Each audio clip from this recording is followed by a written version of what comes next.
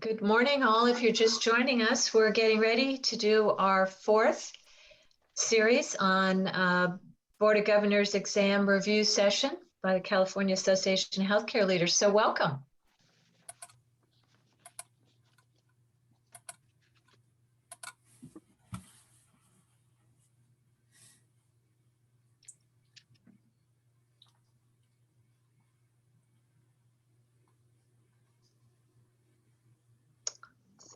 Okay, we've got 10 a.m. Rick, hand it over to you when you're ready. Okay, well, I guess I'm ready. Well, let's see, we have 17 people so far, so hopefully get some more coming in. Good morning, welcome back. We're going to be doing 3 topics today and cramming all 3 in, so we may have to move a little quickly on some of them, but we're going to talk about professionalism and ethics, which you'll notice is 8% of the total points. Law and regulations, also 8%, and then governance, which is only 6%, still important. So can we get the next slide, please? I want to reintroduce ourselves. I think everyone knows us by now, but we have one addition, someone who's been here and been in the background, and we finally made him official and we put his picture up. So I want to introduce Sachin Gangapatula. I knew I was going to mess it up. Sorry about that, Sachin. Do you want to say anything about yourself? No, it's been great working with the team here. I've been part of Cal for a couple of years, or maybe around 3 years now. But this Board of Governors preparation is one of the key value adds we provide to all of our members, and I'm glad that I'm able to help your team have these benefits available for more members. So good to be with you guys. And we very much appreciate you being here and everything you've been doing for us, particularly being our tech expert. You're welcome. Can we get the next slide, please? Okay, a couple of updates, and one is I want to answer a question that was asked in the chat last week, which was about question 9 under management leadership, and it was regarding motivation leadership and which one motivates people after basic needs are met, and the answer is C, factors such as being kept informed. So this comes out of the content type of motivation. There's 2 types of motivation theory, content and process, and the 2 big ones for content are Hertzberg and Maslow. So they talk about what specific factors motivate people. Hertzberg, and you can see the chart there on the slide, divides things between satisfiers and dissatisfiers. And he says that once the dissatisfiers are met, then they no longer motivate, and therefore the satisfiers are the things that motivate, which would include things like recognition, responsibility, and pretty much feeling like you're part of the team, which is where C comes in, the factors such as being informed. So that was the answer to that one. And if anyone does have questions on stuff, we will do our best to try to answer them and give you the resource. This one is not as well covered, I think, in the well-managed healthcare organization, but if anyone's had everyone's had a theory class or a behavior class, it might be one of the nightmares you have from that class on theory. Next slide, please.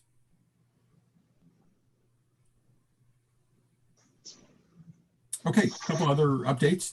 Our last session is next week. I can't believe that we've actually made it through the month and we're surviving it. And since it is on Halloween, we're going to have a contest. I like that picture there, Sherry. So we would like everyone to, oh, there it is. You're a week ahead of time, though. You got to wear it next week. We'd like everyone, if you can, to wear a hat or a costume or something we can see on the video. We'll ask you to be prepared to show us at the beginning and end, and then participants will vote via the chat, and the top 2 are going to get, can we see the prize, please? The top 2 will get an amazing Cal water bottle. So next week, dress up a bit. I didn't see him. Did Baljeet come in yet? I think we'll have Baljeet at 10:15. So okay, go ahead and get started, Rick. And when we're ready, Michael will cue for Baljeet. Thanks. Okay, sounds good. So why don't we move to the next slide? We'll go past Baljeet. Okay, so the first of our topics, and again, this is one of the big ones, is professionalism and ethics.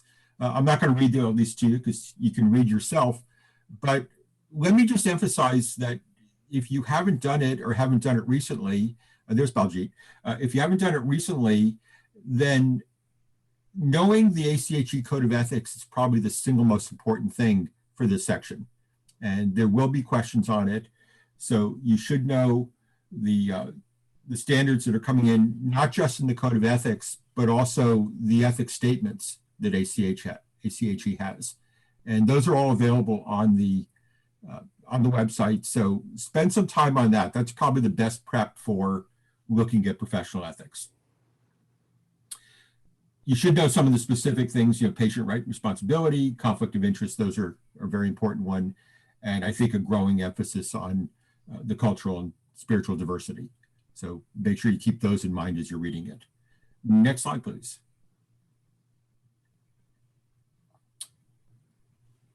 Okay, so not just our Code of Ethics, but know something about some of the others, particularly the physicians and nurses. I see Baljeet's here, so do we want to pause at this point and introduce him before we get into the questions? Good idea, Michael. Do you want to go ahead and introduce Baljeet? Sure. Good morning, everyone. It's my pleasure to introduce to you today our special guest. Our special guest is a current fellow in American College of Healthcare Executive and our current regent for District 5, Northern and Central California. He is also a chair for the Regents Advisory Council for American College of Healthcare Executives. And in addition to that, he is also the at-large director for Hospital Council of Northern and Central California, and currently working as the Vice President of Operations Support Services at Alameda Health System. So it's my honor, and without further ado, I'd like everyone join me in welcoming Baljeet Singh and Sangha.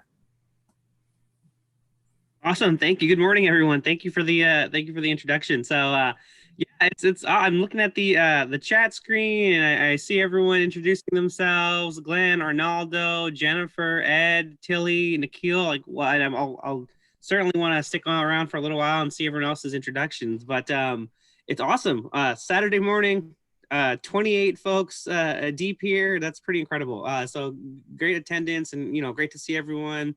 Nora, Rick, Sherry, just the another great cast of just leaders that is going to help kind of walk through folks this morning and on the BOG exam preparation. So just wanted to chime in. Thank you again for the invitation from everyone to be able to join today. And really, one thing I just wanted to share was just, congratulations to you guys. Congratulations to everyone for taking this additional step and seizing kind of the opportunity to continue to invest in yourself. I mean, the BOG, the Board of Governors exam, is a key step, is a key hill to climb here on the journey to become a fellow of the American College of Healthcare Executives, but it is also incredible. I think, if it was easy, everyone would do it, right? That's always the kind of the mantra with many things, but at the same time, it's one of those things where when you move forward and you invest in yourselves and the profession that you do, it certainly does reap benefits. And we're seeing more and more, and certainly senior executive roles and others, that some of them are starting to say more forcefully that must be a member of, or fellow, or board certified. Others have certainly taken the stance of preferred qualifications as board certification or fellow of the American College of Healthcare Executives. So it's really incredible, and I'm just really, really thrilled that everyone is taking the opportunity here to invest in themselves. And also this facet, this aspect of a preparation course of this morning. Cal, when I was board president a few years ago, and even before that, when I joined Cal almost a decade ago now,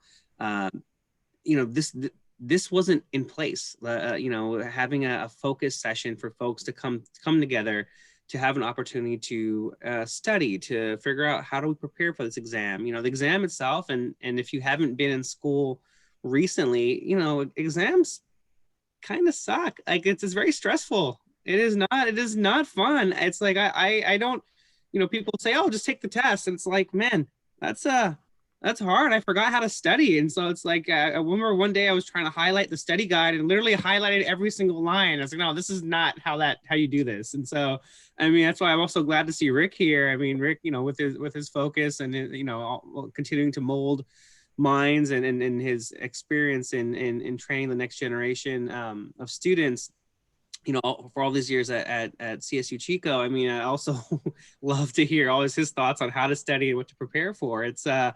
So it's very cool that we have this together, because sometimes doing it on your own, as you all know, like this in your professions, right? This is a team sport. If you want to go, the saying, if you want to go fast, go alone. If you want to go far, go together. And so this is, everyone going together, and this is going far and helping with the tips and preparation for this. The exam itself is, one of those things where, with everyone's experience, I think, when you can oftentimes read a question, and you and yourselves, based on your experience as healthcare leaders, can always think of an exception. Like, oh, here's what the question says. Oh, but that one time when our governing body, didn't have quorum, we actually did this, that, and the other thing with the legal counsel. So I don't know, all these answers fit. Whereas someone who just comes in can just be like, oh, it's this one, because it's very binary, black and white. So sometimes the years of experience have a way of kind of getting you to double to doubt yourself. But certainly that your experience, though, is what's going to seize the day. And so I'm just, again, really, really excited that everyone is going to be able to bring in their experience from their different areas of expertise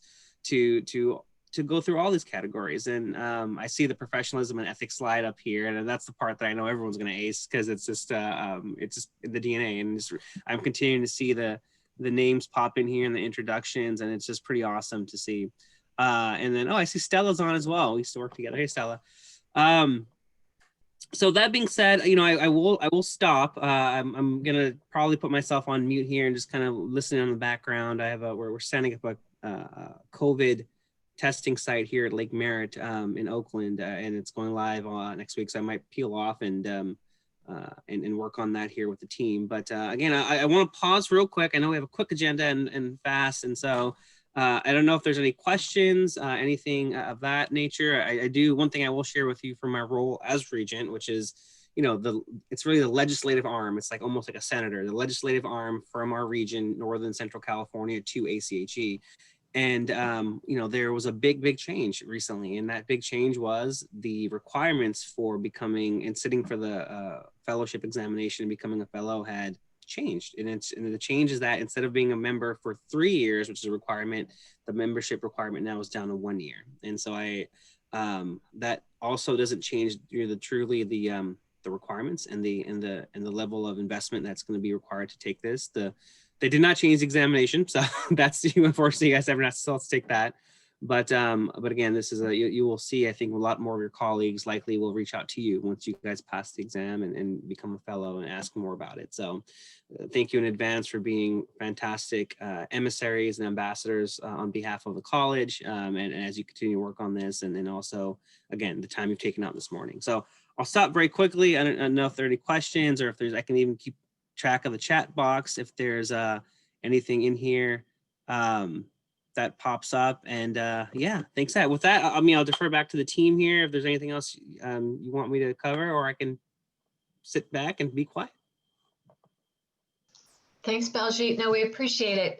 Your support meant a lot to our team, but it meant even more, I know, to the participants. So thank you so much. So if folks do have questions or anything specifically, get them into the chat box while we have Baljit, and thanks again. Great. And I'll also type in my email address as well, because, everyone can always reach out to me whenever they want. And so even if it's nothing here, or if it's even unrelated to the BOG and you want to learn more about ACHE or getting further involved in other things, just, I'll put in both my Gmail and my work email, and Great. You guys can file that away.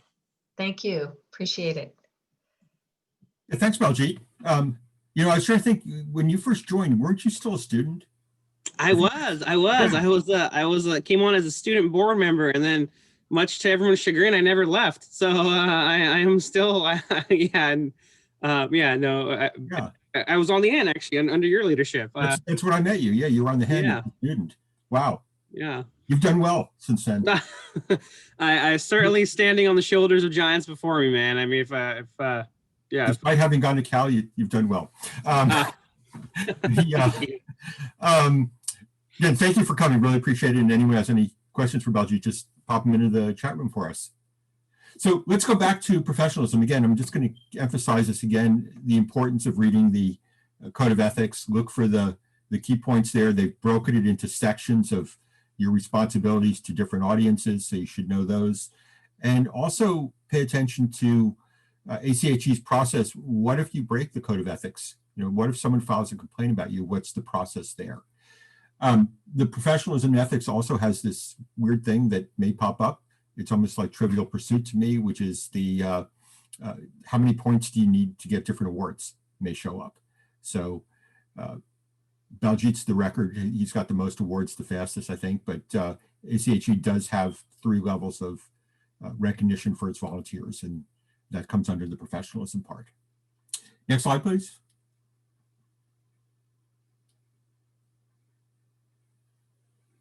And let's go on to the questions.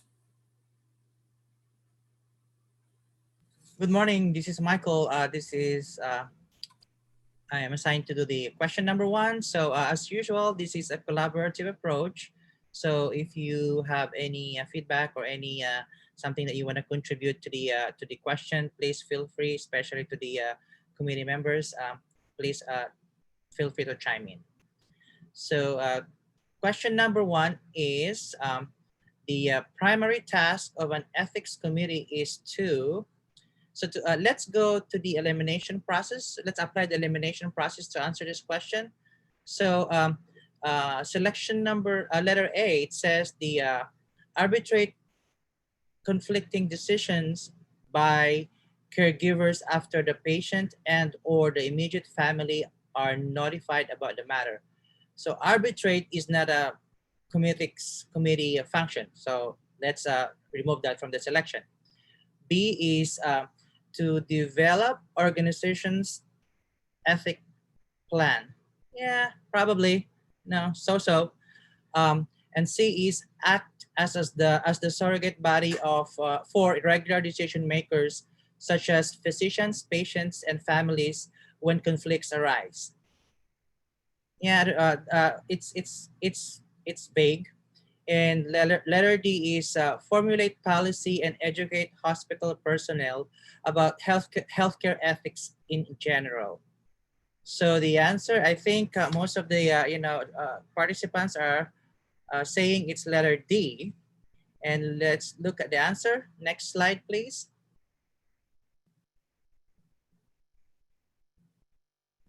And next slide is letter D. Yes, it's letter D. So I would like also to ask, or encourage everyone to go to the ACHE website. There's a resources also there about ethics committee, its scope and function. So you can learn about the ethics committee there. So next question. Hi, good morning. This is Nora. So the second question, a conflict of interest may only be a matter of degree, but it does exist when a healthcare executive refuses to accept gifts or benefits with the implied expectation of influence in management decision. B, use authority or information to make a decision that intentionally affects the organization in an adverse manner. Disclose to the appropriate authority any direct or indirect financial or personal interests that pose potential questions. Allow a friend to benefit from his, her authority or inside information. So what are we getting so far? We are, okay, so what have we got? Okay, C's, we've got some D's. Okay. And C. Okay, let's go to the next slide. There you go, C. It does exist. I mean, some of these, again, when we're looking at the broadest answer, the broadest scenario to apply. When an executive refuses to disclose any direct or indirect financial or personal interest that may pose potential questions. All of the others of these, well, when a healthcare executive refuses to accept gifts or benefits, then that is actually not a conflict of interest. Except if he didn't refuse gifts or benefits, then there's an issue there. But again, if he's disclosed it, it's iffy. But allow a friend to benefit from his or her authority or inside information. Again, we're looking at the broader thing. When an executive refuses to disclose, that's the big red flag there. I hope I did a good job explaining that one. You can let me know via chat. Oh, and Rick is saying, be careful when you're looking at refuse to, it's almost like a double negative. Yeah, so be very, very careful of that. The next question, oh, that's for me. The major purpose of ethics for members of healthcare executives is to A, provide guidance to members in their own professional conduct. B, increase public understanding of the professional association. C, provide a framework for disciplining members when necessary. D, provide a framework for annually evaluating professional performance. Let's look at the answers. A there, so it's A. Oh, A. That is correct. The answer is, next slide, please.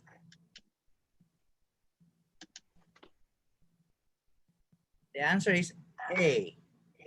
So most organizations like nursing or the healthcare executive, they have their own code of ethics. So for the ACHE healthcare executives, we have our code of ethics in our website. So there are probably 3 to 5 pages.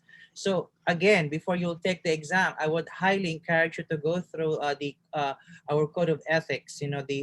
How are the guidance for all healthcare executives in their behavior. So I would encourage you to go to read that. Next slide, yes. Okay, a non-legitimate reason to release information from a patient's medical record is when. Now remember, non-legitimate is the key here. Subpoenaed by a court order, requested by spouse or next of kin, patient becomes incompetent, or reporting statistics for a research project. Any ideas? Okay. We've got some A's. Or wonder if that was from before. Okay. All right, we do need to kind of go through these questions quickly. So we've got C, got some C's, some D's. Okay, this is an interesting one. Okay, answer is, there you go, requested by spouse or next of kin.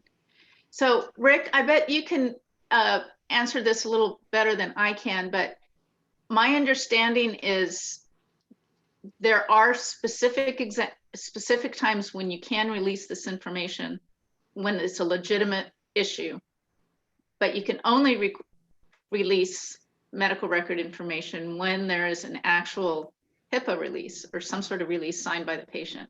Well, no, not necessarily. If it's subpoenaed, the judge's order is going to override it. So that's a very legitimate reason. Okay. Patient becoming incompetent, not necessarily. I mean, just because they're incompetent doesn't mean you get to release it to anyone. The question is it for the patient's benefit that you're releasing it? Such as the person can't give consent, but you're releasing their information to another caregiver.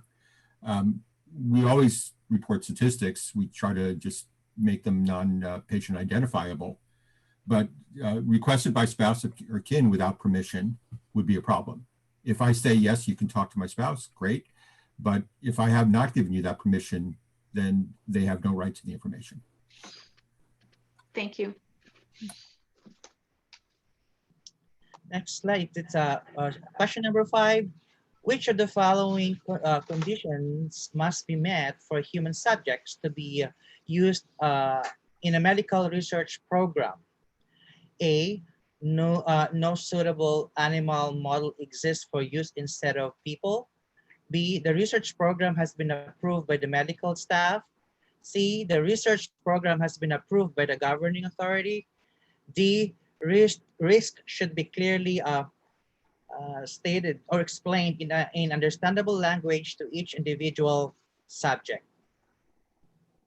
So I can see answers there. Several answers.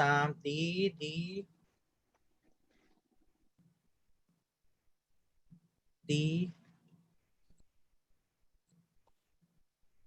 and the next slide for the correct answer.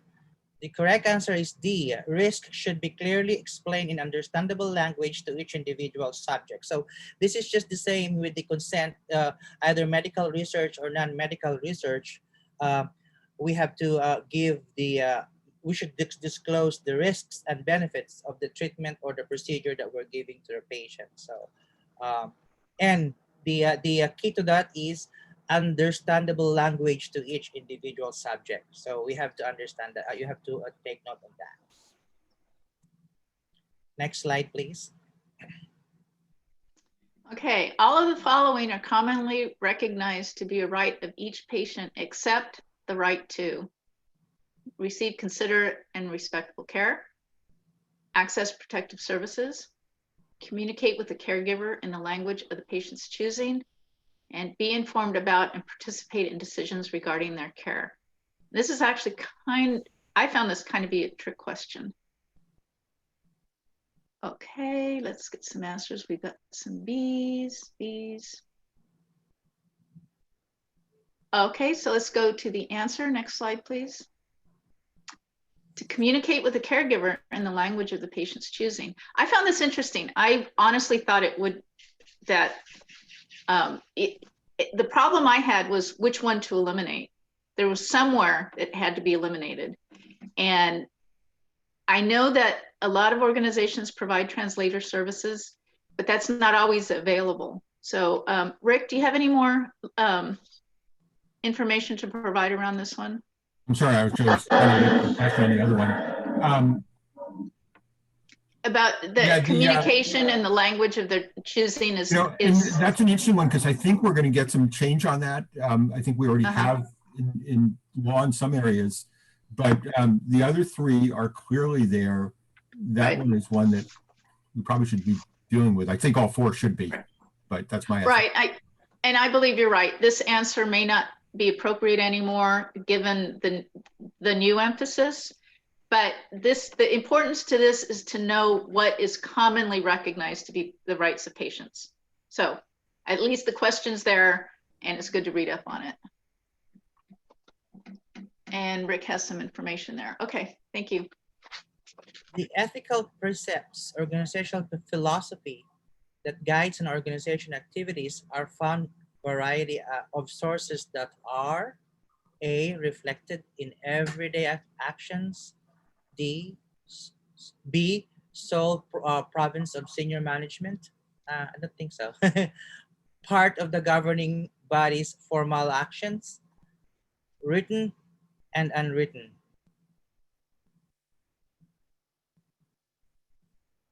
So what is the correct answer on this? When I was studying for this is one of my struggle, the written and unwritten. But it was explained to me by one of the when I went to Chicago, they really explained, the lawyer explained, because this is more on a legal or like a legal concept. So the answer to this is written and unwritten. So I'm no lawyer, I'm a legal person, but it's the same with the Constitution. That it's written or unwritten means codified. It is systematically arranged or non-systematically arranged. So that's how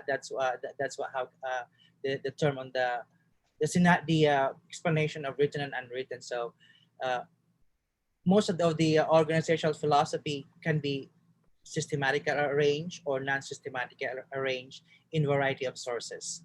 That's how Rick, do you have any additional feedback on that or explanation on that?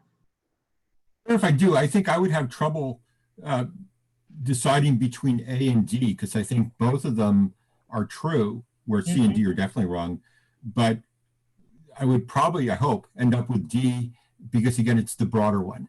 You know, it may or may not be reflected. You could have a group of totally unethical people in their day-to-day practices, but still that's reflecting the unwritten side. Yeah, that's a good point, because the reflected in everyday actions is the unwritten one. So okay. I know in the chat room we're getting some good thoughts, because some of the times people are asking questions about the wording, and I agree that you just have to break it down and reread the question and get to what you think is the best answer. And I know we all kind of went through that process. Just for those of you commenting in the chat room, those are good findings and observations you're bringing up. The healthcare executive with opposing duties, meeting one of which makes it impossible to meet the other, has a conflict of interest, management ethical dilemma, need for a consultant, or responsibility to protect themselves. Again, if you're looking at the broadest out of all of these, where are we? Okay, I'm seeing B. Okay, answer is, next slide. There it is, conflict of interest. All of these others may come about because of the conflict of interest. Broadest answer. This is, how do you say it, Rick? Prima facie, or on its face? Yeah. The answer. Okay. Yeah, I mean, it's the definition of a conflict of interest. You definitely have a management ethical dilemma, but that's because you're in a conflict of interest. Right. Okay, so again, as Sherry said, you break those questions down. And someone else in the chat had also said, now when you don't get confused about what state law says, you're looking at the broad national, going back to what you can and can't release. So again, from a national perspective, don't be thinking, oh, in California and some other states you do this. It's national. Okay, thank you. Moving on to unmuting my microphone. Moving on to laws and regulations. This is an area that kind of overlaps with some other stuff. Last week, under the management and business topics, we saw the issues regarding contract law. So when I teach healthcare law, I include contracts under that, but ACHE puts it in multiple places. So don't be surprised if you see legal issues showing up when you study for the others as well. Under this one specifically, they're asking you to be familiar with a lot of the federal laws that have impacted healthcare, going all the way back to Social Security in the 1930s up to the more current stuff. So try to make yourself familiar with the specific laws. Make a list out of the video lecture or find a list of healthcare laws. You should know how those impact healthcare specifically, such as the compliance and antitrust. See how those laws apply. You should know about the payer organizations, the various organizations that regulate healthcare. Next slide, please.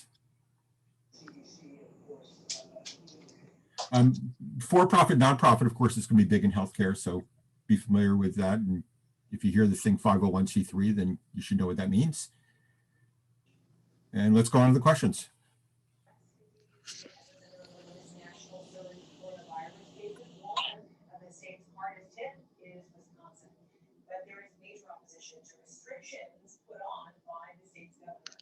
State Court of Appeals writing will capacity restrictions on bars and restaurants are on hold, at least for the time being. CNN's Brian Todd. Michael, you're on mute. Oh, I'm sorry.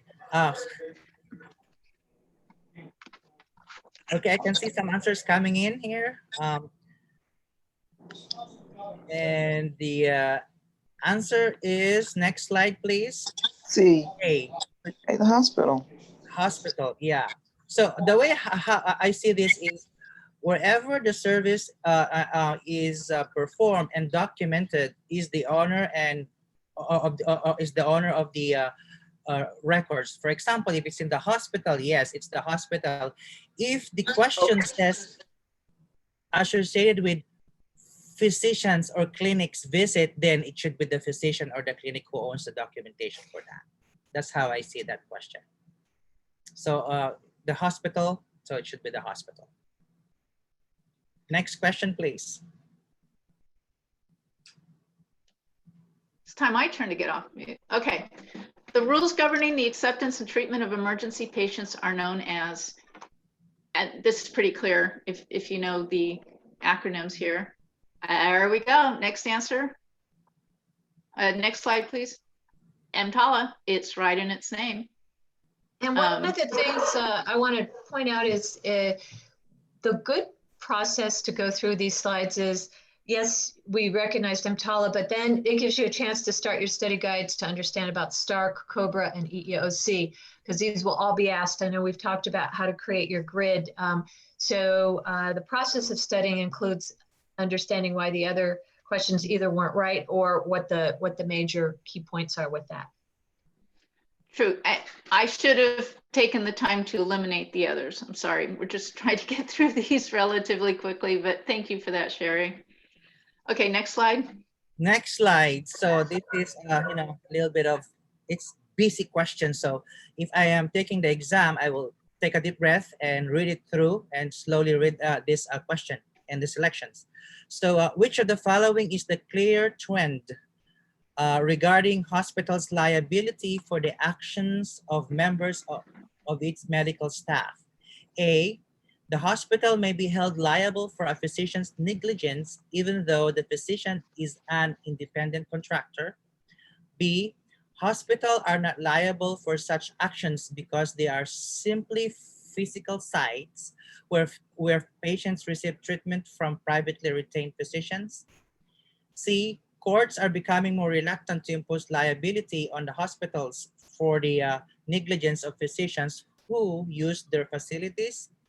And D, the hospital is liable only if the physician is an employee.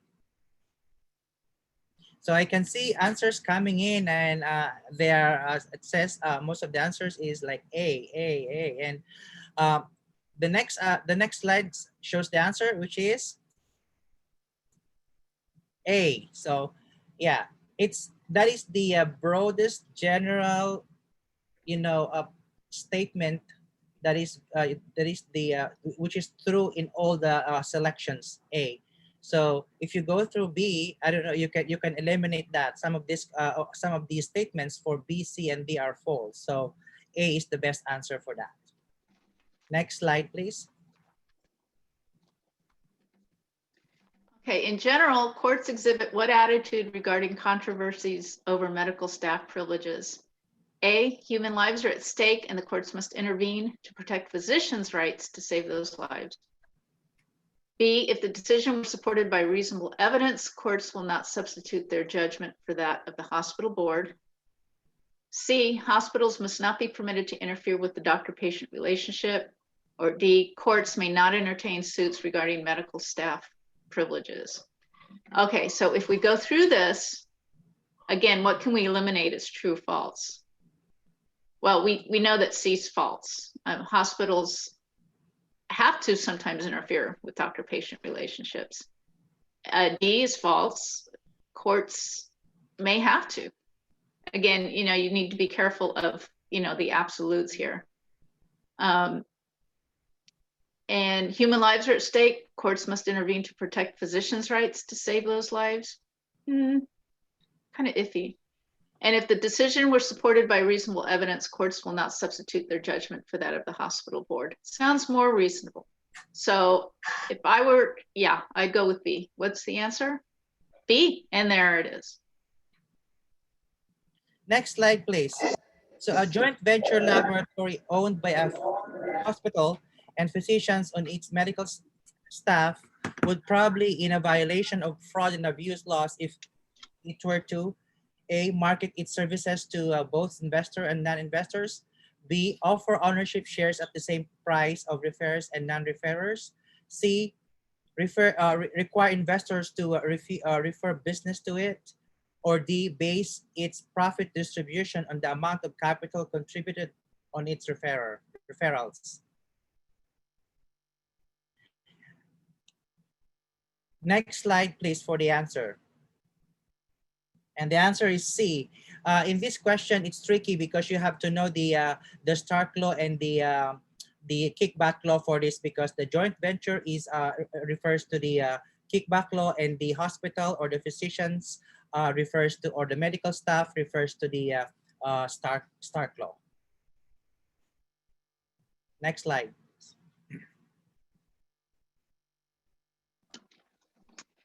Okay, the thrust of antitrust legislation as applied to the healthcare field is to A, contain costs, B, contain rising costs at independent single unit hospitals, C, monitor the scope of health services provided in a given area, or D, protect the public's economic interest. And again, this is basic antitrust as applied to the healthcare field. It's the same as when it's applied to general, just in general. And I'm seeing answer D. So we do know that it's not just to contain costs, so we can eliminate that one. It's not about containing rising costs in a specific area, you know, single unit hospital. That can't be right. And it's not to monitor the scope of health services in a given area. That's the old certificate of need stuff. So D is appears to be the correct answer, and there it is. Again, how I broke this down is, again, the broadest thing, and what does antitrust usually apply to? So that was my rationale there.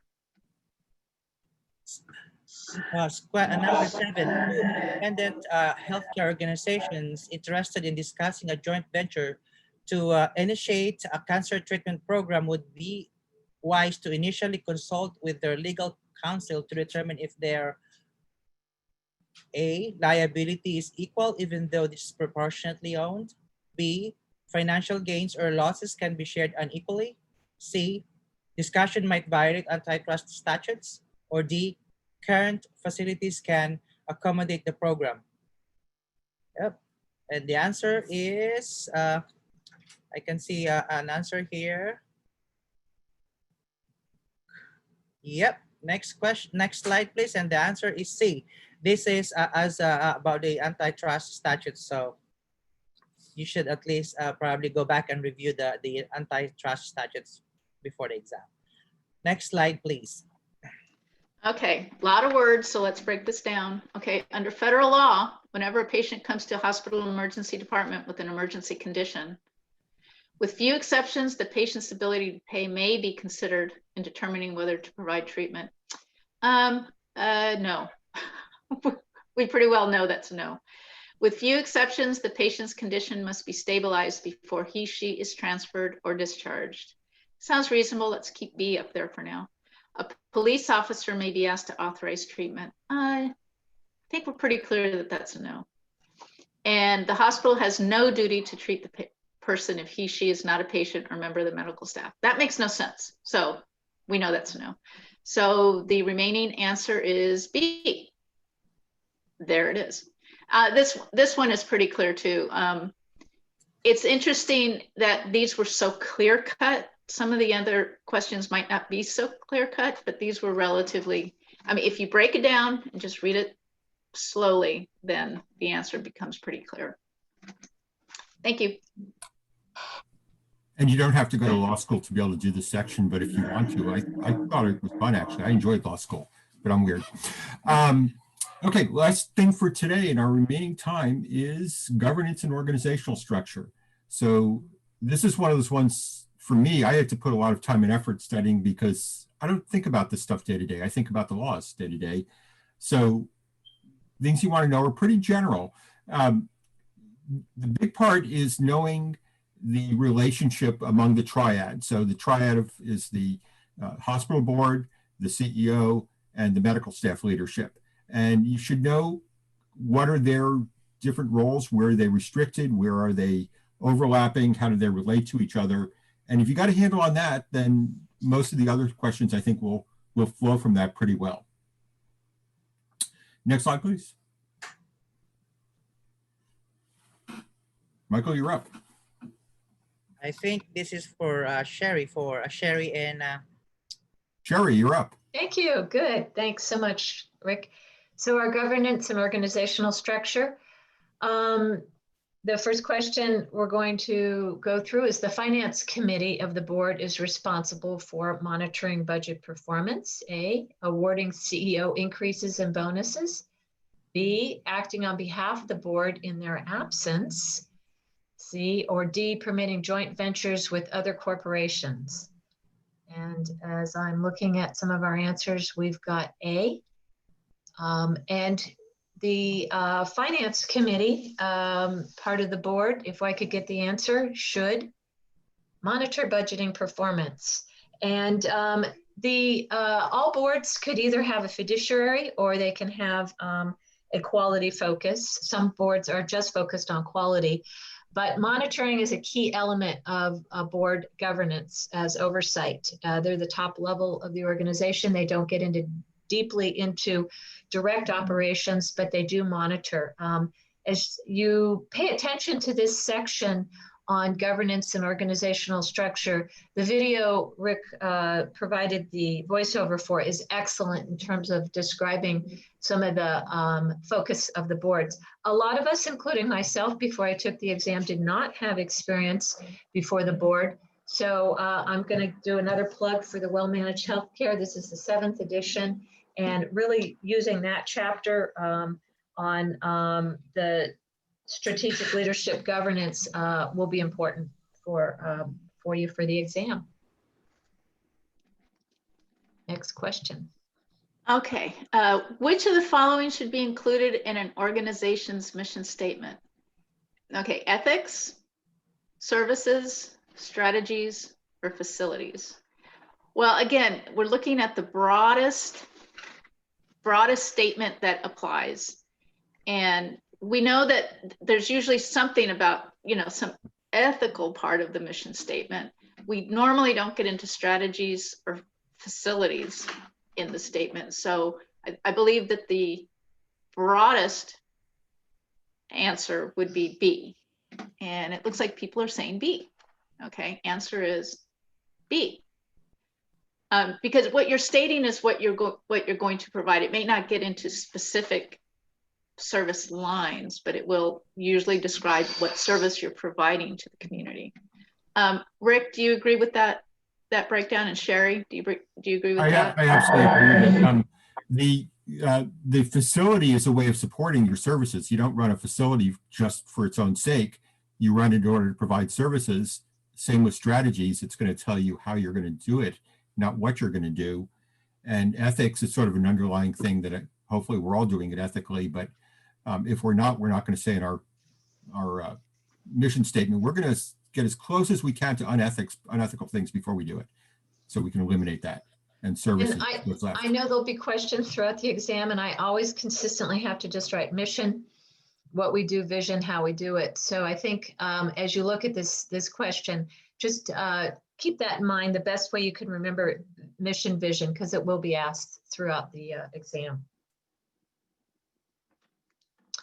So we've got a question on the duty of loyalty requires, and again, this was an area that I had to study in the Well-Managed Healthcare requires that a board member discloses all of their assets before becoming a board member, the duty of loyalty. A board member belongs to as few healthcare organizations as possible. A board member refrains, C, from conflicts of interest. And D, a board member serves out his or her entire term. So as I'm looking at answers, I'm seeing C's and so forth. So the duty of loyalty, we'll go back to next slide. Refrains from conflicts of interest. And I have to say, you know, you want to hold off on saying where will you see a lot of the same answers, but my experience in the exam is conflict of interest is dealt with on many different levels. And I think that as you go through and discuss duty of loyalties, there is, again, a different perspective from being a board member than maybe being a staff member or being a part of the leadership team. So really understand that from that perspective. Next question. Okay, so again, governance was not my strong suit either. So it took me a while to get through some of these questions. Okay, the CEO of a hospital reports to the board chair, executive committee of the board, the compensation and evaluation committee of the board, or the entire board. Okay, well, again, by process of elimination, you're trying to get the broadest, but so he doesn't report, she doesn't report just to the board chair. Executive committee, I kind of kept that at the top of the list. The compensation and evaluation committee of the board, no, they do other things other than have the CEO report to them.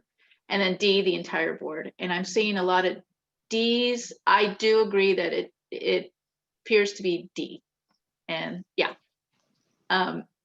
So the board in its entirety has to make the decision. Others may have opinions and to provide that. So Rick and Sherry, do you agree with that? And Michael, do you agree with that? Okay.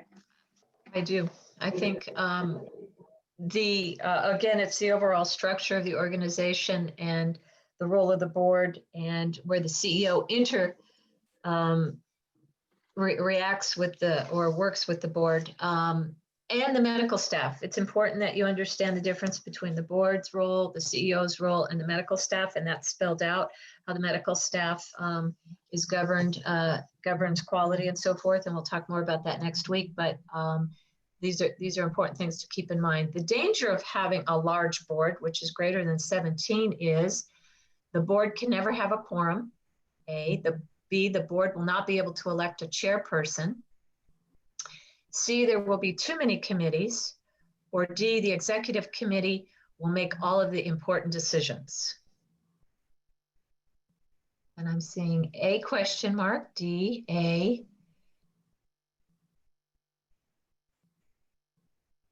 And I think when you look at the word danger in a question, you're going to want to really think about what would be the worst outcome.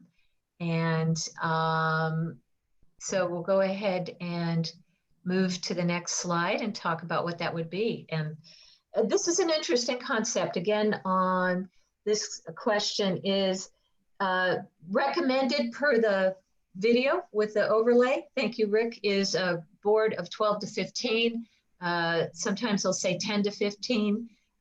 It could be good to ask in your organization what the size of the board is, just to kind of get an idea what your organization views it as. But the important question here is that if the board can't decide, if there's greater than 17 in a board, when we suggest 12 to 15, is that it will fall to the executive committee. And the executive committee, again, in our book is described as the officers of the board, which is the chair, the vice chair, secretary, and treasury.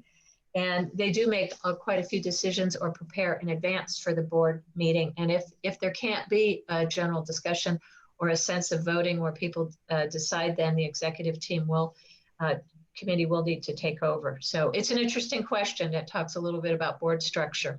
Anything I missed? Next question. Okay, regarding the hiring of employees, the board should be intimately involved in which of the following positions? Okay, let's eliminate and keep. All management personnel, board normally doesn't get involved in that level of detail. All employees within the organization, yeah, no, we can eliminate that right away. The CEO, sounding favorable. And D, all clinical personnel, no. So you right away, if you know what a board does versus you know, what senior management does. You can eliminate everything except C. That's where they intimately get involved. And there it is. The answer is C. All right, we'll have another question about committees of the board. And again, the resources in well-managed healthcare lays out the executive, the quality, the finance, compensation, audit, and nominating committee. So it's important to have a general overview of that.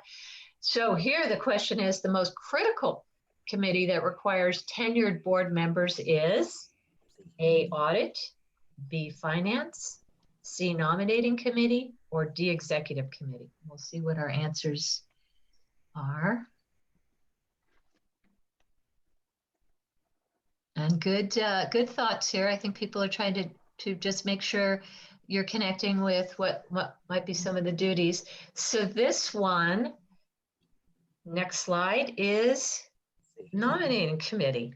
And though there's a lot of need for leadership on the executive committee, the nominating committee really is the succession planning committee for moving forward with the board. And well-managed healthcare kind of spells that out directly on my version. I have 7th edition 128, and it could potentially be asked, but the nominating committee requires the most tenured members of the board to be part of to set the board in the new direction. So next question.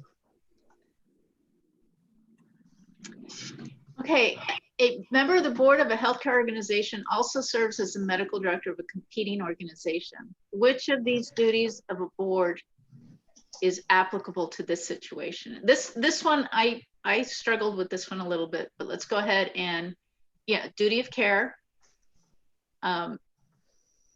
Maybe if he's a medical director of a competing organization. Duty of obedience, that is more applicable to clergy, I believe. Business judgment rule, no, that one doesn't sound right either. And duty of loyalty. So the first part of this question is a member of the board. He's a member of the board before he's the medical, this person, she. The second part is the medical director of the competing organization. So that would take priority the way I was reading this, and the duty of loyalty would apply. And it looks like everybody agrees with that answer. Next slide. There it is. Rick and Sherry, do you believe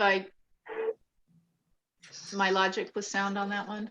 I think it is, and it also would help if you knew what each of those is. So duty of care is that you're supposed to do a good job and you're supposed to keep yourself current and know what you're doing.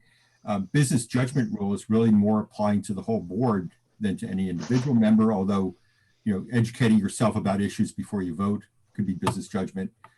Duty of obedience, I hadn't thought clergy, I was thinking dog, but you know, that could work too. But duty of loyalty is when you're supposed to have loyalty to your organization. You're supposed to put its interests first, otherwise known as a fiduciary duty, where you have to make decisions in the interest of the organization, not your own interest or someone else's interest. Excellent. And I think duty of loyalty, again, will come and connect that conflict of interest topic is where would an individual have a conflict of interest in serving as the board, as the primary top level of governance for the organization. So agree with you on that one. Well, I think looking at it, I mean, except for that one that seemed like tricky with the nominating committee, it looks like large majority of people are getting the answers correctly, which is really a good sign, and happy to see that. And as we said at the very beginning of the program a few weeks back, you need to kind of assess which areas you're strong in and which areas you need to put more effort in. So if you're getting all these right, governance probably is an area not to put a lot of time in, put it into finance. On the other hand, if you're having problems with these questions, then it has to be one of your areas for studying. And speaking of studying, Michael, do we have Quizlet available? We do, while you're getting ready, we do have a question is what books would you recommend for us to study to strengthen this government organizational structure area and the law? And I do think this is one of the strengths of the well-managed healthcare book. I think it has very good, I have the 7th, but I know there's a more current edition, but it does have a very good description of the structure and organization and the committees. Anything else for us, Rick, for that question? ACHE does have at least one and maybe more specific books on governance, but I don't know that you need them. I think well-managed healthcare organization covers most of the topics here really, really well.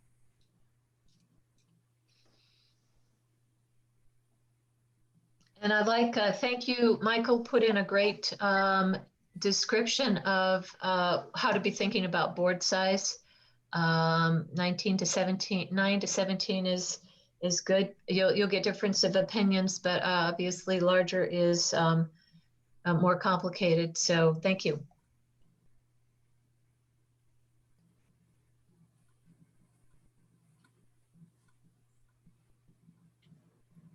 So we're ready for Quizlet? I think we are. I'm just opening it now. Hold on, and I'll share my screen as soon as I open it.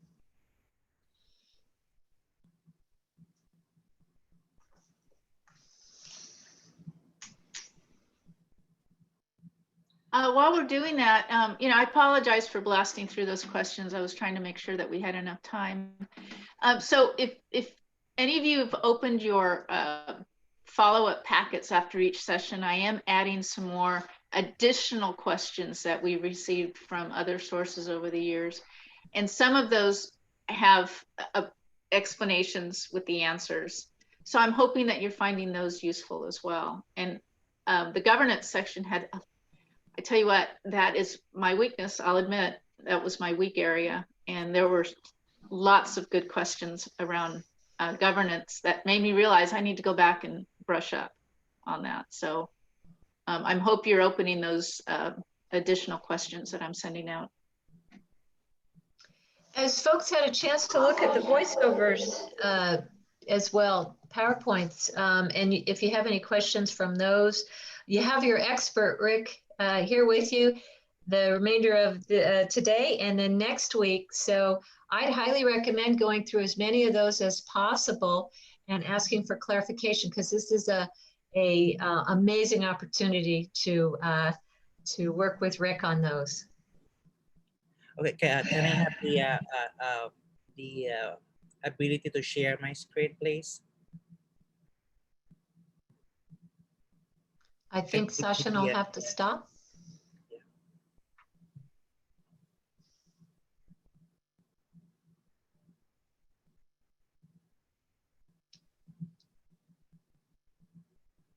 Sorry, I was on mute. What was the question again? If you stop share, Sasha, Michael can share his screen. I did. I already stopped it. Okay, thank you.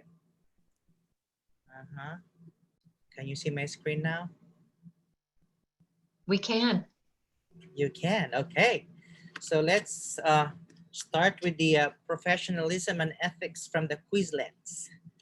So let's go to the test again. I think everyone wants, prefer the multiple choice. So let's change our setup here to multiple choice. Then hopefully it will.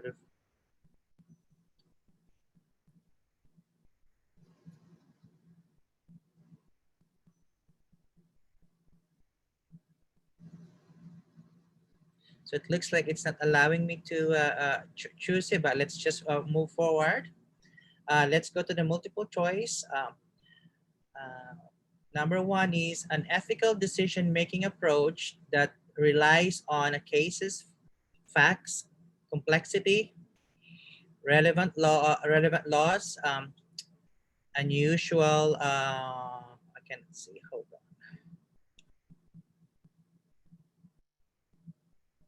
Unusual circumstances to determine a judgment on that case. Selections A, autonomy, security, casuistry, sorry for that, justice. So are there any answers in the chat room that they're writing in there? Uh-huh.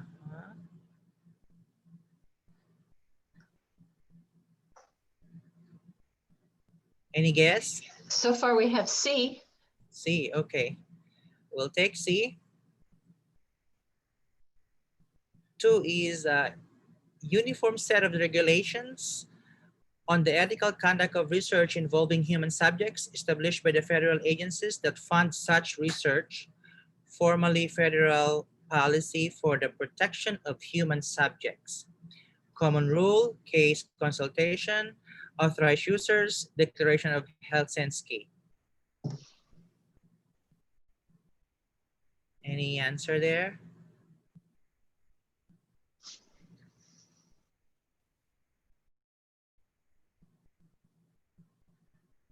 We have D. Somebody, two Ds. 2 Ds, okay.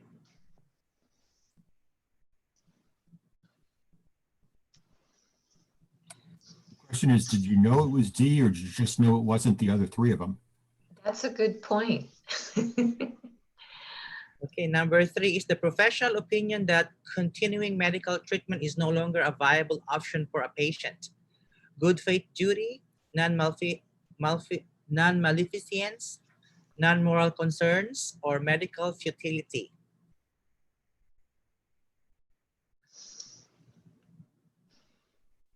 We're having folks write down D. Okay, We got a B. okay. More Ds. Okay. Well, how about let's choose the D. Okay. The right of individuals to limit others' access to their body, thoughts, and feelings. Empathy, justice, good faith duty, or privacy.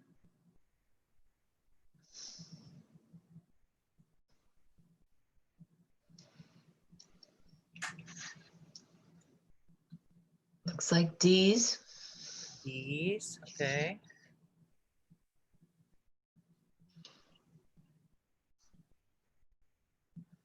Okay, let's see D. And the last question for this is good stewardship as demonstrated by keeping confidence and avoiding conflicts of interest. Autonomy, justice, fidelity, or empathy. Good. Looks like we're getting Cs. C's.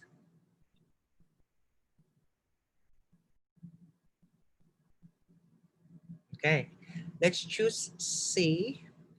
Then let's find out our answers. If they're correct. Let's go down. Casuistry is correct. Number 2 is common rule. So we answered declaration of health sense key. Number 3 is correct, medical futility. Number 4, privacy. And number 5, fidelity. So we got 4 out of 5. Yay, we're smart. Yay. And pretty much if you can run 80% on everything, you're probably going to be okay. That's a good. I would probably also, consider looking at the declaration of health sense key. And there's a lot of, it's about research. I remember it was also, it was discussed. I remember seeing this in my, So next, let's go to a different body of knowledge. Let's go to healthcare. Before we go, Okay. there's a good question about explaining causatory. Casuistry. Rick, causatory, Rick, do you know anything about that? I knew absolutely nothing about it. Okay. But that was one of those ones where, again, I knew the other 3 were wrong because they weren't approaches. It was asking for approaches. So I have a note to myself to Google it later and see what it is because I've never heard of it. And if it's something real basic that I should know, I'm going to be embarrassed, but I don't know it. So that was a good question. Thank you for asking that. Moving on. Let's go to folders. You know what I'm thinking is, Pam, you're the one that asked that question. Would you like to research it and report it to us next session?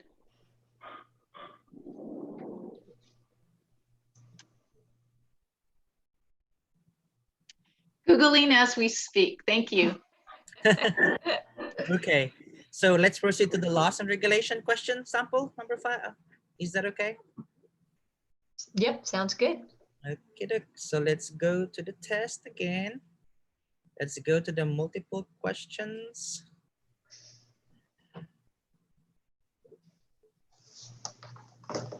Question number 1. A type of organization in which legal and ethical restrictions prohibit the distribution of profits to owners or shareholders. A. Accountable care organization. Community health assessment, needs assessment. Not for profit. False Claims Act.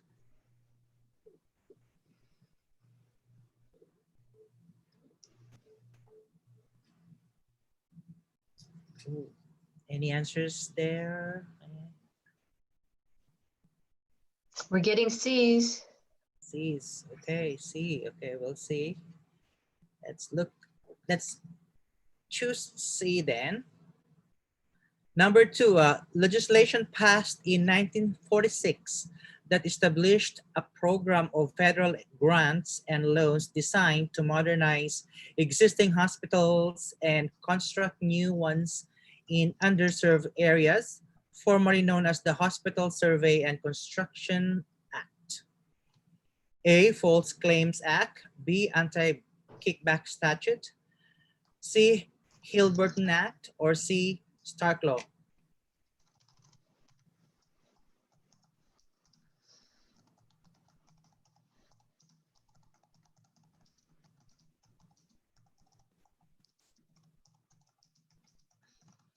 What are you seeing as an answer there, Sherry? I'm seeing C.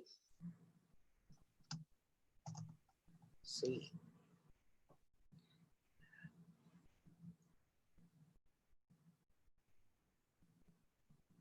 Question number 3. Forms that convert patients' preferences for end-of-life care into enforceable medical orders similar to advanced directives. A. Protected health information. Mensri. Designated health services. Physician orders for life-sustaining treatment, or POLS forms. We're seeing D.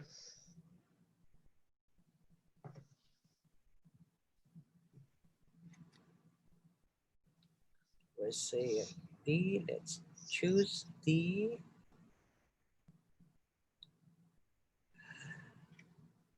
Question number 4.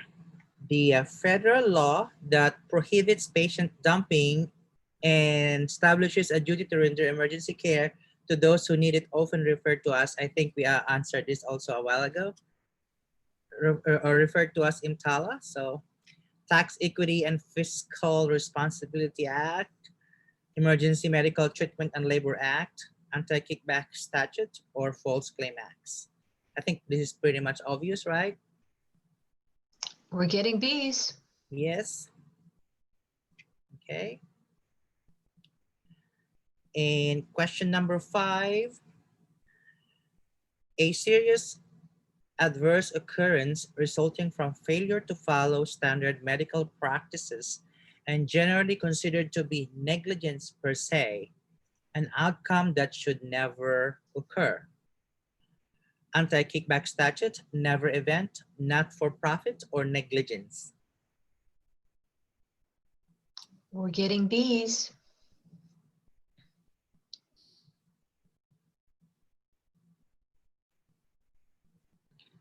And Rick just put incredible pearls of wisdom in the chat on these questions.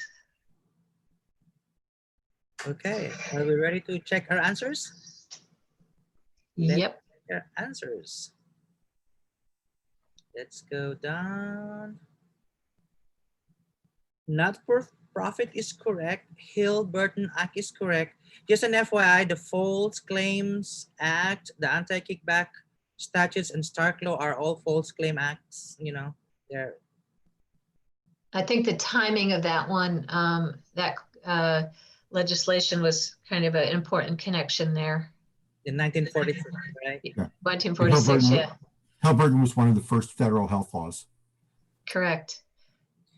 Physician orders for life-sustaining treatment forms is correct too, and EMTALA is correct, and never event. Wow, 5 out of 5. Yay. Okay, so let's go to we'll move on to governing body. Sounds good. Sounds good. Okay.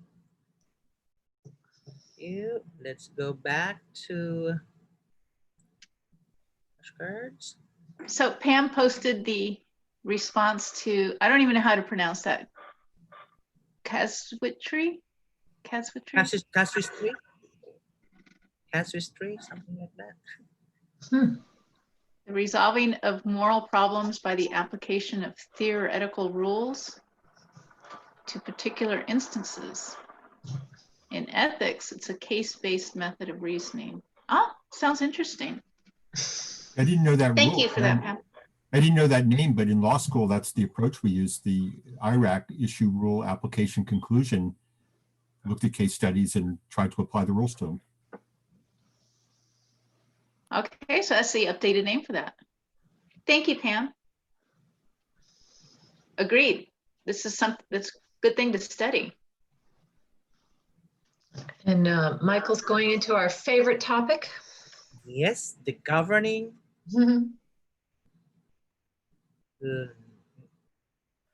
Question number 1.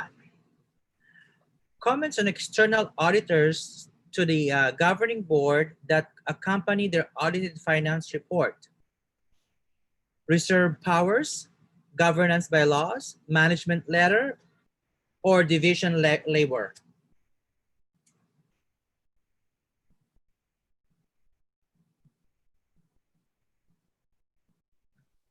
We're getting C's.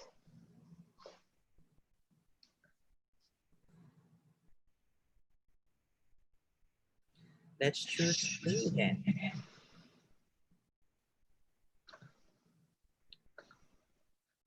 Number 2 question.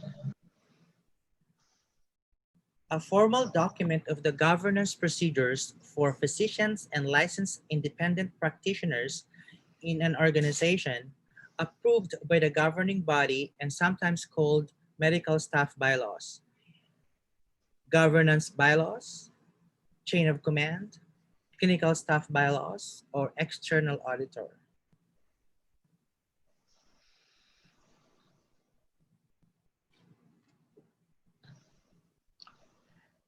We're getting C.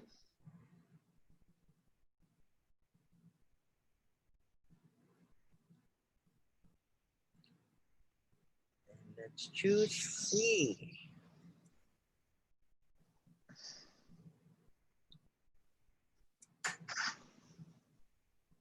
Question number 3. Decisions permanently vested in the central corporation of a multi-corporate system. A, chain of command, span of control, reserved powers, or management letters.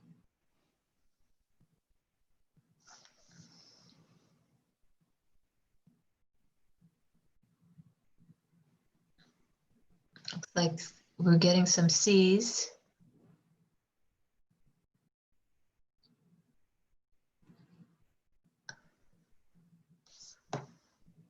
Let's go with C. Let's go with C. Question number 4. A corporation jointly owned by 2 or more independent corporations, joint ventures always have capital invested by both or all partners, and they usually have joint governance and management teams. Ad hoc committee, consent agenda, compliance, program, or joint venture?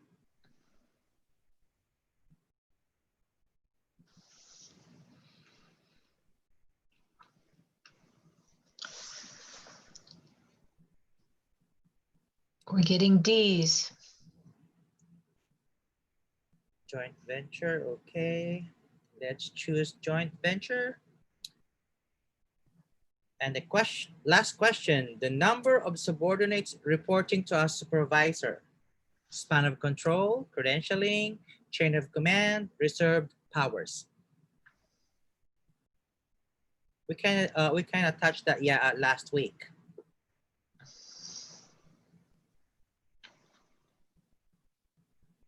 We're getting As. I think we'll take A. A, okay. And check our answers. I think we perfected the exam. Yes, we all, yeah. We have answered all correctly. That's it for the Quizlet demonstration or sample questions. And what's our next topic? It's gonna be, I think, Sherry? Yeah, I think what we're going to be looking for next week is our topics, our final 2 topics. And I want to commend everyone for being with us through this. And our Halloween theme next week includes IT. That's 9% of the exam, and then quality, which is 10%, and then close. Nora's going to kind of brief us on things that we'll talk about in terms of closure topics, and also a good time for you to, if you want to put anything in the chat room, if there's anything you want us to add to the final session. But Nora, why don't you take it away in terms of what we're planning for closure? And you're on mute, Nora, so yay. So one of the things that we're going to do in the closing presentation is basically reiterate some of the study techniques that we've been discussing, as well as, we've got several members within Cal that have recently taken the test, Michael being one of them. And we're going to present some of their testimonials on what worked for them. And again, most of us studied back in the time before the flashcards, which are actually fabulous. And one of the things that we're going to be asking from all of you is payback time will be when you take the exam, whether you pass or not, but once you've taken the exam, we would love to hear from you. We would like for you to participate in these sessions and provide your feedback and insight. So there's no cost to attending this except for your time and energy after. So that is the single most valuable resource we have are the participants that have gone through this. I want to reiterate how proud I am that we've been able to put this together. And I thought we'd lose something by not having people in the room, but I think we've gained so much more. Having all of you participate, offer your questions, offer responses. I can see many of you, speaking to everyone and then someone answering. So that is exactly the kind of interaction we were hoping for. So, so next week after we present that, feel free to add anything that you would like to add. And I will do some follow-up information after that as well. And remember, Halloween costumes, it's just fun.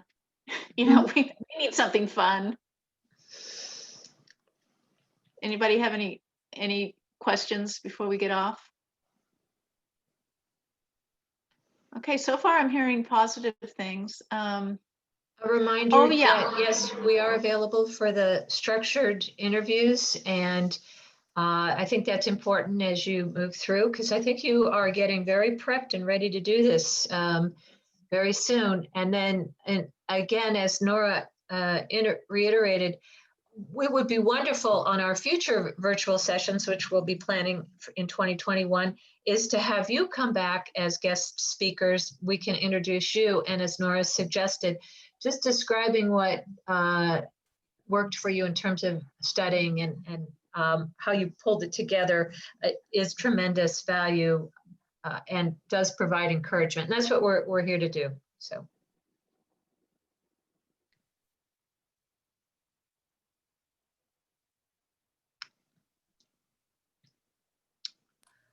Me, I guess.